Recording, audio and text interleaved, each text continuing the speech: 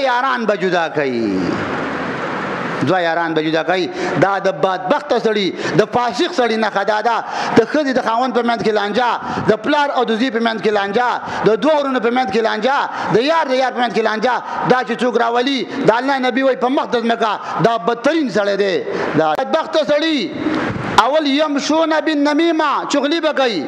دویم نمبر ويفترقون بين الاحبه دوه یاران به جدا کوي دوه یاران به جدا کوي دا د بدبخته سړي د فاسق سړي نه خدا ده د ښځې د خاوند په منځ کې لانجه د پلار او د زوی په منځ کې لانجه د دوه ورونو په منځ کې لانجه د یار په منځ کې لانجه دا چې څوک راولي د الله نبي وایي په مخ د ځمکه دا بدترین سړی دی د مال لړم نم خطرناک دی دا خو ما او تا کوو که نه درېیمه خبره الباغون فی البراء التهمه العنته الباغون فی البراء للبراء العنته